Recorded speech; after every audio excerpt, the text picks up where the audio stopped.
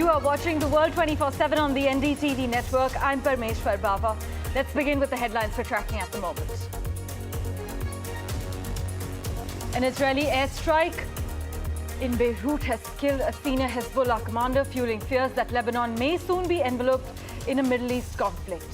A days-long Israeli assault on the Lebanese group, part of the country's expanded war aims that has shifted military focus from Gaza to its northern border, has killed hundreds, including children.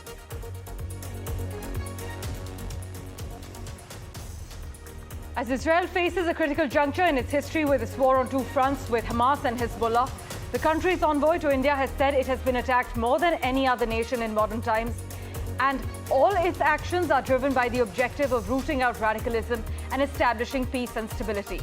We have an exclusive interview lined up for you. Turkish President Recep Tayyip Erdogan again compares Israel's Prime Minister Benjamin Netanyahu to Hitler, this time doing it in his speech to the United Nations General Assembly. And Brian Ruth, a former construction worker, has now been charged with the attempted assassination of the former US President Donald Trump. Republican presidential candidate Donald Trump has been briefed by US intelligence officials on alleged threats from Iran to assassinate him, Trump's campaign has said. The US president declared in his final address to the UN General Assembly, he said that the US must not retreat from the world as Israel and Hezbollah militants in Lebanon edge towards all-out war, and Israel's bloody operation against Hamas in Gaza nears the one-year mark. China's central bank unleashed an unprecedented blitz of policy support for the economy as authorities made their boldest swing so far to hit this year's annual growth target of about 5% after a flurry of Wall Street banks downgraded their forecasts.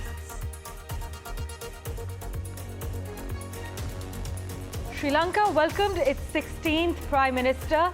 Harini Amarasuriya became the first woman to hold the position since the year 2000. She spent her formative college years at Delhi University in the early 1990s. Many believe her appointment could further strengthen ties between India and Sri Lanka.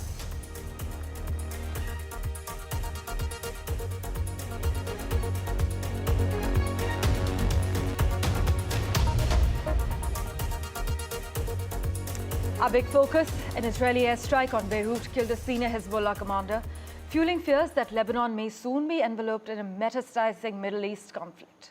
In fact, a days-long Israeli assault on the Lebanese group, part of the country's expanded war aims that has shifted military focus from Gaza to its northern border, has killed hundreds, including children.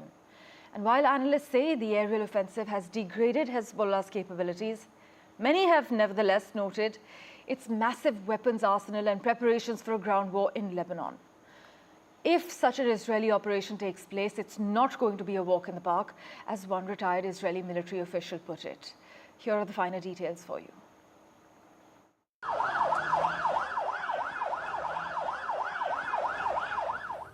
First, the pager blast, then walkie-talkie explosions, and now multiple aerial strikes by Israel into Lebanon.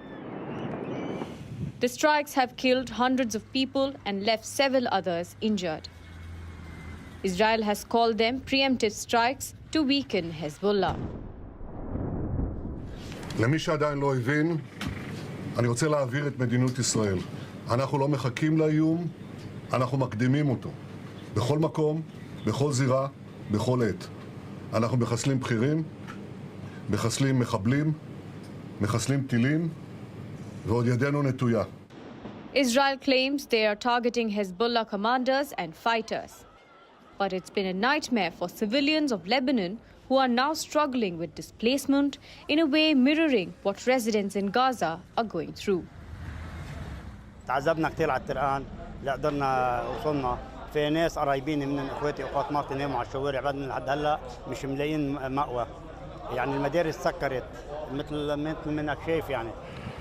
Lebanon is located on the northern border of Israel, and both sides have been targeting civilian areas.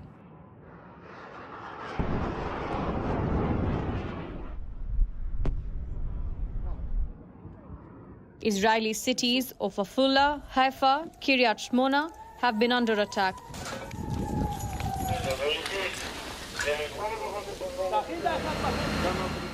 While cities of Baalbek, Beirut and others are under intense aerial attack from Israel. Israel yet again claims that Hezbollah is solely responsible for the situation in Lebanon, as it was hiding weapons and rocket launchers in residential areas. We provided advance warning to civilians in specific villages in Lebanon where Hezbollah embedded its military assets and weapons and warned them to move out of harm's way. However, even as we called on civilians to move away from danger, we saw that Hezbollah operatives were doing the opposite and acted to prevent civilian moving safety. Meanwhile, Iran has also hinted at retaliation against Israel. As world leaders have gathered for UNGA in United States, all eyes will be whether these leaders manage to achieve a ceasefire deal for what is happening in the Middle East and whether they will be able to restore normalcy in a region which has been on boil for the last 1 year. In Delhi, Mohammad Ghazali for NDTV. My colleague Mohammad Ghazali also joins us live for a quick update at the moment. Ghazali, Israeli strikes on Lebanon continue as Iran says Hezbollah cannot stand alone. Yeah, the Israeli strike continue, and many of the Israeli soldiers or officers, senior commanding officers, have hinted that perhaps we should not give any space and time for Hezbollah to regather or regroup its commanders.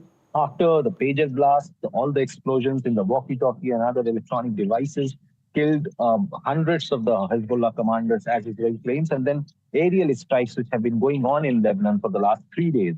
That has also weakened Hezbollah. But those who have seen Hezbollah reacting against Israel for years now hint that perhaps Hezbollah still has enough arms and ammunition as well as personnel on the ground that it can still attack on Israel. And that's quite evident that even yesterday, it was not just Israel which was sort of carrying out aerial strikes in Lebanon, but Hezbollah was still firing rockets in civilian areas of Israel. And thanks to the Iron Dome, that the damage has been inflicted, but no civilian casualty or injuries have been reported. But enough rockets, pile of ammunition is with Hezbollah that it still continues to attack Israel.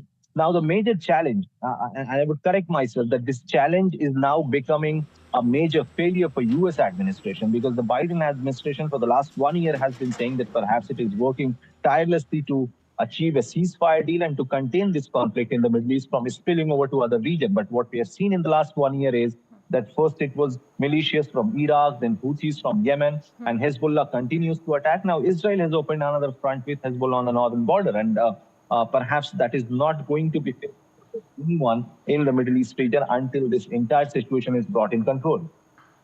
As always, Ghazali, thanks so much for joining us with that update. We will, of course, revert to you for a regular update.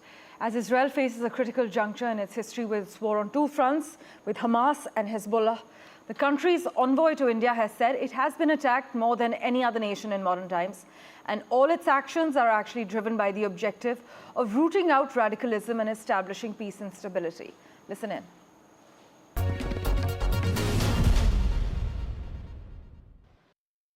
Reuven Azar is Ambassador of Israel to India.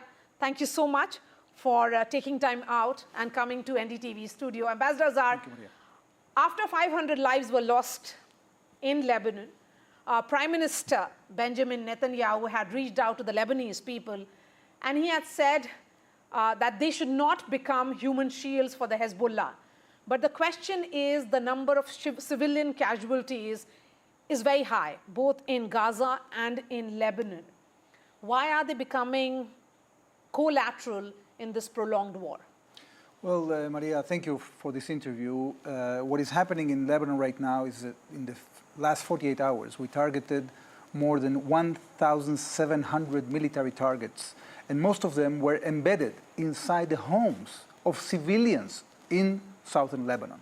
What Hezbollah has done in the last few years is a double war crime. They have been embedding their missiles inside the homes of people to conceal them from Israel, and they have been firing indiscriminately at civilians in northern Israel from these installations. So what Israel had to do is to take out, we have gathered meticulously, intelligence about dislocations in the last few years. And fortunately, we've been able to target and to destroy dozens thousands of missiles that were in those areas. Now, the families that were living there are some of them that didn't evacuate on time, despite the fact that we called them by phone, we intercepted their radio communications, we tried in any way possible to take them out of harm's way. Despite that fact, yes, there were some civilians that were killed as well. You know, we have seen pagers and other devices explode in Lebanon, and Hezbollah has blamed Israel for it. You know, this is a new age digital warfare that we are seeing play out. What exactly is your reading of the situation? Well, you know, in the past there used to be either wars between conventional armies or fights against terrorism. I think that today war has kind of a hybrid nature. We've seen it in Israel because we have been attacked like no other country in the history of modern times. And we have been attacked not only with rockets and missiles, but also with cyber attacks. We've been attacked from the air, from the sea, from the land, from tunnels, from very different ways. And at the end of the day, you have to create a situation in which you can not only defend yourself, but also be able to surprise your enemy. So, you know, I won't go into details of what Israel is doing or is not doing, but the bottom line is that if we want to achieve stability, we have to show to these terrorists that are using unconventional and unethical and immoral ways of fighting that we can also surprise them. Meanwhile, Turkey's President Recep Tayyip Erdogan has compared the Israeli Prime Minister Benjamin Netanyahu to Nazi dictator Hitler on Tuesday, urging that he be stopped.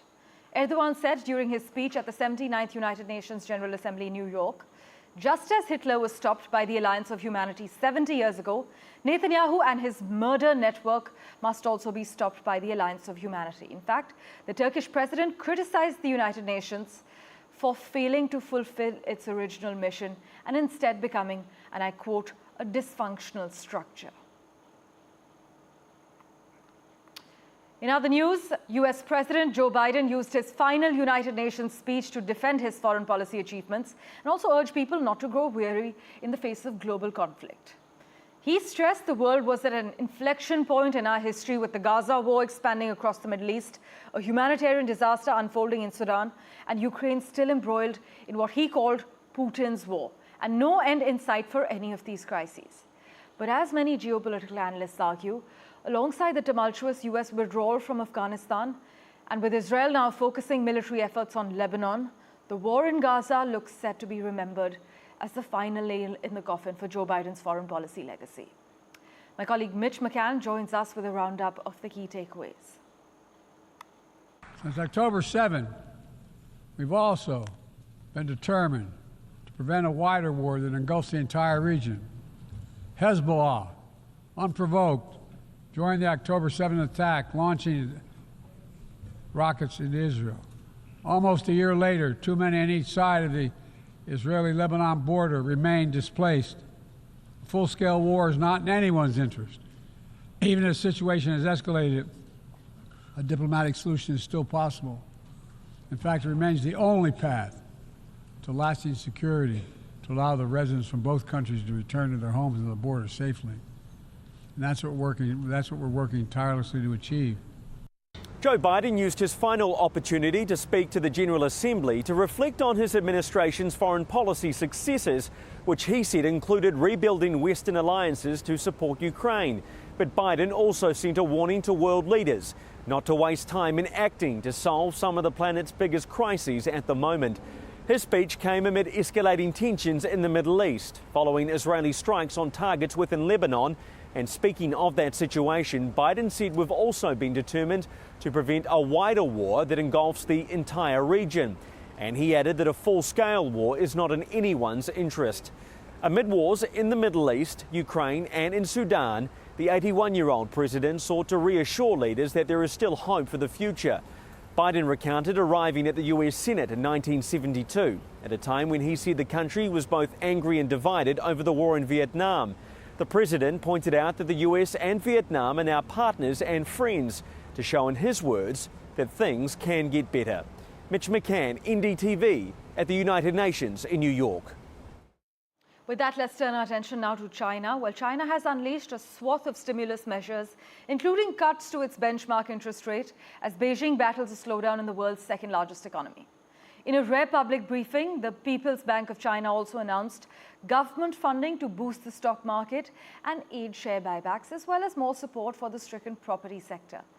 Adopting a suite of measures to reduce borrowing costs, the People's Bank of China cut interest rates on existing mortgages by 0.5 percentage points and also supported new lending by reducing the level of reserve banks must set aside before making loans.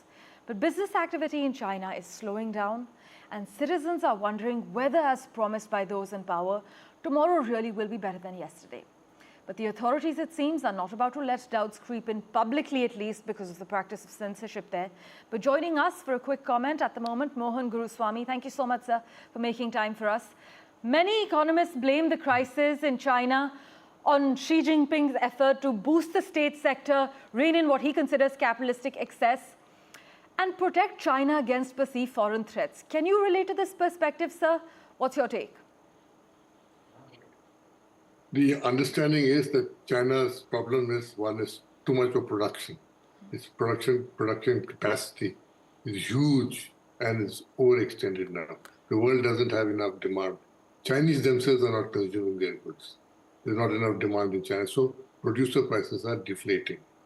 And they've already been deflating now for 8 months. Besides this, they have a huge problem with liquidity. They've got so much of money in the market with earlier pump priming that there's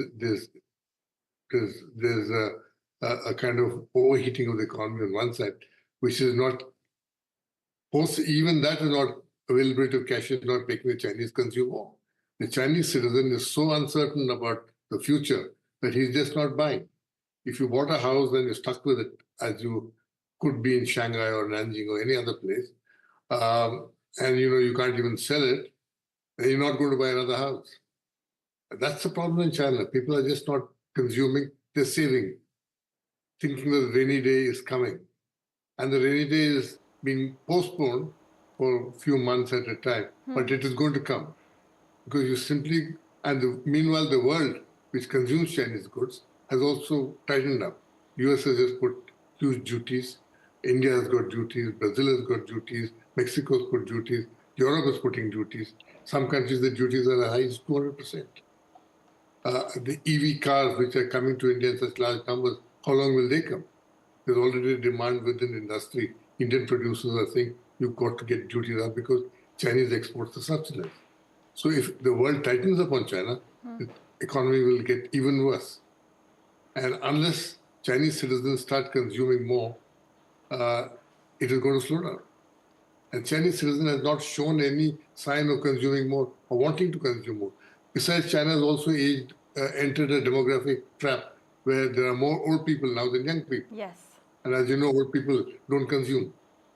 They save for hoping, thinking, preparing for a worse day. And young people are just not buying either. So China is in a double whammy. In fact, some analysts remain wary that China's stimulus measures won't actually have drastic enough impacts to actually rescue the country from its economic woes. But thank you so much, sir, for joining us on The World 24/7 and making time for us. With that, we're slipping into a very short break. News and updates continue in a moment right here on NDTV 24/7.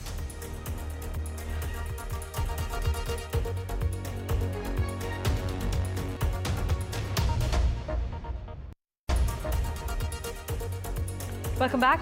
Ryan Ruth, the gunman accused of planning to kill Donald Trump at his Florida golf course, was indicted on 3 additional counts, including attempted assassination of a major presidential candidate. He has already been charged with 2 gun crimes in relation to this assassination incident.